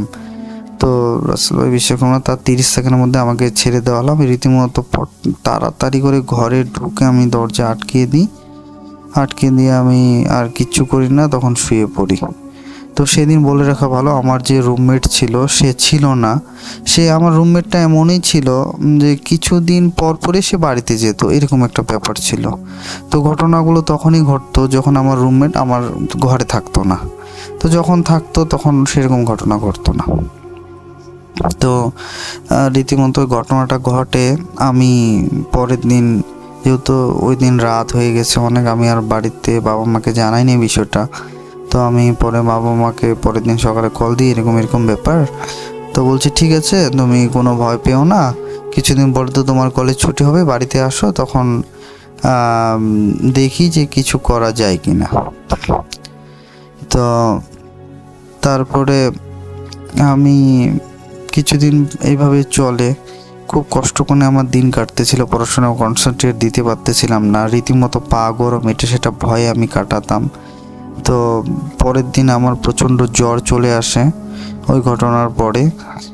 তো জ্বর এতটাই চলে আসে যে আমি 7 দিন টানা জ্বরে ভুগতেছিলাম, কোথাও যাইতে পারতেছিলাম না, এরকম একটা ব্যাপার ছিল। তারপরে দিনের রাতের ঘটনা, সেই জ্বরের মাঝে আমার মনে হচ্ছে কেউ আমাকে গলায় চাপিয়ে ধরে আছে, কোনো পথে আমি ছাড়াতে পারতেছি না। তখন আমি ঘুমের মানে একটা কি বলবো, অর্ধেক ঘুম অর্ধেক জাগনা, এরকম একটা সিচুয়েশন। তো পুরোপুরি আমার ঘুম ভেঙে যায়। তো আমি আমার যতটা শক্তি ছিল সেই শক্তি দিয়ে আমি কিছু একটাকে সরানোর চেষ্টা করি। তো সরানোর পরে আমি দেখলাম যে সেই দিনও মানে এইরকম একটা ব্যাপার, সেই দিনও সেই রুমমেট আমার রুমে ছিল না, এরকম একটা ব্যাপার ছিল। তো যাই হোক, পরে তার কিছুদিন আমি খুব কষ্ট করে দিন কাটাই। তো জানি না কি হয়, এরকম একটা ভয় হয়েছিলাম, রাত্রে আর সেরকম বেরোতাম না ওয়াশরুমে যাওয়ার জন্য। তো তারপরে তারপরে আমাদের কলেজ ছুটি হয় ভ্যাকেশনের জন্য, তো আমি বাড়িতে যাই। বাড়িতে গিয়ে আমার এক কবিরাজ দাদার সঙ্গে মিট হয়, মানে বাবা আমাকে বললো ওনার কাছে যাও, আমি তোমার সব কিছু ঘটনা বলেছি, তো তুমি যাও, তোমাকে ডাকছে। তো আমি ওনাকে কল করলাম, তো উনি বললো এখানে আসো। আমি গেলাম, তো বললো কি কি বিষয়, আমি সম্পূর্ণ ঘটনা খুলে বললাম। বললো যে ঠিক আছে, সেরকম কোনো ব্যাপার নেই, তুমি দুটো তাবিজ নিয়ে যাও, একটা কোমরে পরবা, একটা বাঁ হাতে পরবা। বললাম ঠিক আছে, কোন দিন পরবো? বলছে আজকেই পরবা, সন্ধ্যাবেলায় এরকম এরকম সময়। তা যাই হোক, আমি সেই রীতিমতো কাজ করলাম। সেটা করার পরে দেখা গেল আমাদের ছুটি শেষ হয়ে গেল। তারপরে আবার আমরা সেই রংপুরে আমার যাওয়া হলো। তো গিয়ে দেখা গেল আমরা 5-6 জন ম্যাচে এসেছি, নতুন নতুন 2-1 দিনের মধ্যে আবার সব ভরপুর হয়ে গেল হোস্টেল। তো সেরকম 5-7 দিনে কোনো সেরকম আর কিছু হয় নাই। তো ম্যাচে যাওয়ার 9ম দিনে আমার সঙ্গে এই ঘটনাটা ঘটে, যেটার জন্য আমি একবারে প্রস্তুত ছিলাম না। তো আমি আলটিমেট আবার 1:10 কি 15 মিনিটে আমি রাত্রে আবার ওয়াশরুমে গেছি। তো এরকম ব্যাপার হয়, রাত্রে ওয়াশরুম যাওয়ার কারণটা হচ্ছে যে পড়তে পড়তে এতটা টাইম চলে যায় আর সবাই ম্যাচে তাড়াতাড়ি ঘুমিয়ে পড়ে, এইবার কাউকে সেভাবে ডাকাও হয় না, আর প্রজেক্টর যে আর প্র্যাকটিক্যালি সব কিছু কমপ্লিট করতে রাত হয়ে যায়। তো এরকম একটা বিষয়, আর স্বাভাবিকভাবে মানে জল পিপাসা পেতেই থাকে, এবার ওয়াশরুমে যেতেই হয়, এরকম একটা ব্যাপার এসে যায় আর কি আমাদের। তো যাই হোক, সেদিন আমি যাই, মানে খুব ভয় ভয় লাগতেছিল। আমি ওয়াশরুম কমপ্লিট করে আবার সেই আয়নায় আমি মুখ হাত ধুচ্ছিলাম, আবার ধুতে ধুতে দেখি পিছনে কালো অবয়ব একটা কেউ দাঁড়িয়ে আছে। তো আমি এবার প্রচণ্ড ভয় পেয়ে যাই, কিন্তু এইটুকু ভরসা ছিল যে আর যাই হোক সে আমার ক্ষতি কিছু করতে পারবে না, কারণ আমার কাছে কিছু আছে। তো সে আমাকে একটা আরবি কি উর্দু ভাষায় কিছু একটা বোঝাচ্ছে বা বলতেছে, আমি সেটা বুঝতে পারতেছিলাম না, এরকম একটা কিছু। তো আমি ভাবতেছিলাম যে আমি কখন এখান থেকে আমার ঘরে যেতে পারবো, এরকম একটা আমার মানে পজিশন ছিল যে আমি দৌড়াবো নাকি কি করব, এরকম একটা ব্যাপার ছিল। তো 30 সেকেন্ড কি 1 মিনিট এরকম একটা জিনিস ছিল। তো আমি খুব ভয় পাচ্ছিলাম না, আমি কিছু বুঝতে পারবো না যে কি করব। এরকম সময় আমি পিছনে তাকাই, দেখি যে না কিছু নেই। তারপরে আমি রীতিমতো দৌড়াতে যাই, দৌড়াতে গিয়ে আমি পড়ে যাই, পড়ে গিয়ে আমি একটু আঘাতও পাই। তাড়াহুড়া করে গিয়ে আমি বারান্দার গেট লাগিয়ে ঘর লাগিয়ে আমি শুয়ে পড়ি। তো এই ঘটনাটা আমি পরের দিন আবার সে কবিরাজ দাদুকে বলি যে এরকম এরকম ঘটনা, আমাকে কিছু একটা সে আকার ইঙ্গিতে বোঝাচ্ছে, আমি কিছু তার ভাষা বুঝতে পারতেছি না। তো আমাকে সে বলল যে তুমি এক কাজ করো, তুমি যে ঘরে থাকো তো সেই ঘরে সিট তুমি ছেড়ে দাও, তুমি অন্য ঘরে শিফট করো। তো যেই বলা সেই কাজ, সিট ফাঁকাই ছিল, তখন আমি তাড়াতাড়ি করে সেই রুমটা চেঞ্জ করলাম। এখানে বলে রাখা ভালো, আমার যে রুমমেট ছিল সেই রুমমেট এর মধ্যে আগে যে রুমমেট ছিল সে কিছু কারণে আমাদের হোস্টেল ছেড়ে দেন, নতুন রুমমেট আসে। তো সে এরকম একটা ছেলে ছিল যে কলেজ যেত না, টিউশনও খুব কম যেত, সারাদিন ফোনে ব্যস্ত থাকতো, কানে হেডফোন দিয়ে সারাদিন কি দেখতো না দেখতো অতটা কিছু আমি অতটা কথাও বলার টাইম পেতাম না। পড়াশোনা, টিউশন যেতাম, কলেজ যেতাম, এরকম করে দিন কাটতো। তো সেইভাবে অতটা কথা বলারও অতটা সময় হতো না। সেও সায়েন্সে ছিল, কিন্তু সে একটু পড়াশোনা ফাঁকিবাজি করতো। যাই হোক, যার যার নিজের ব্যাপার সেটা ভেবেই আমি তখন চেঞ্জ করি রুমটা। তো চেঞ্জ করার পরে দেখা যায় যে না, তেমন আমার সঙ্গে আর কোনো প্রবলেম হচ্ছে না, আর ভয়ও সেরকম লাগতেছে না। পরে আমি বলে রাখা ভালো, আমার ঘটনাটা মোটামুটি এখানে সমাপ্ত হয়। কিন্তু পরে আমি লক্ষ্য করি আমি যে রুমটাতে ছিলাম সেই রুমে পরে নতুন ছেলে আসে হোস্টেলে, মানে নতুন ছেলে আসে। সে আমার যে রুমটা, আমার যে সিটটা ফাঁকা ছিল সেই সিটে উঠে, কিন্তু হাইস্ট 15 থেকে 20 দিন, হাইস্ট 1 মাস 7 দিন, এর বেশি কেউ সেই রুমে টিকতে পারে নাই। এটা আমার চোখে দেখা, কেউ টিকতে পারেনি। আর পরে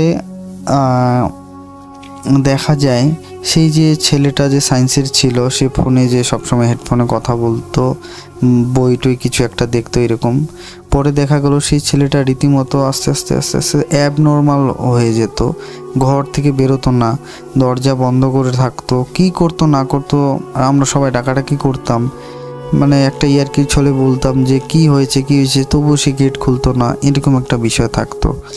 আর আরেকটু বলে রাখা ভালো, তো এই আমার ঘরে এই ঘটনাটা হওয়ার জন্য আমরা কারণবশত একদিন আমরা হোস্টেলের উপরে উঠি, তো হোস্টেলটা উপরে টিন ছিল, তো মই দিয়ে উপরে উঠি। তো ওঠার পরে দেখা যায় যে আমার যেখানে প্রবলেমটা হয় তার পিছনে একটা নারকেল গাছ, সেই নারকেল গাছটা আমার বেড থেকে শুরু করে মাথা অবধি পুরোটাই তার মানে তার পাতা দিয়ে আচ্ছাদন করা। তো এই জিনিসটা দেখার পরে আমি বুঝতে পারি হয়তো নারকেল গাছে কিছু একটা হয়তো কিছু আছে, এরকম একটা হয়তো খারাপ বা অশুভ কিছু একটা জিনিস হয়তো আছে। তো যাই হোক, এই ছিল আমার ঘটনা রাসেল ভাই। ভালো লাগলে লিসেনারদের সঙ্গে শেয়ার করবেন, আর আপনি ভালো থাকবেন, আর আমার জন্য দোয়া করবেন। আমি এখন ইন্ডিয়ায় থাকি, যদি পারি অবশ্যই দেশে আসে আপনার সঙ্গে যোগাযোগ করব এবং স্টুডিওতে আসার চেষ্টা করব। আমার কাছে আরও অনেক ঘটনা আছে, তো এগুলো আমি আস্তে আস্তে আপনাকে পাঠাবো।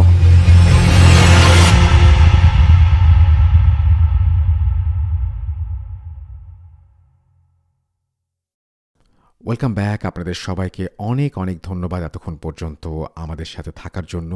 অনেক অনেক শুভকামনা রইল। সব সময় এই ইউটিউব চ্যানেলটি সম্পর্কে আপডেট পেতে আমাদের ইউটিউব চ্যানেলটিকে সাবস্ক্রাইব করুন। আশা করছি আমরা একসাথে অনেকটা পথ হাঁটব। আজকের মতো এখানেই বিদায় নিচ্ছি। সবাই ভালো থাকুন, সুস্থ থাকুন, মোস্ট ইম্পর্টেন্টলি ভূত.com-এর সাথে থাকুন। আল্লাহ হাফেজ।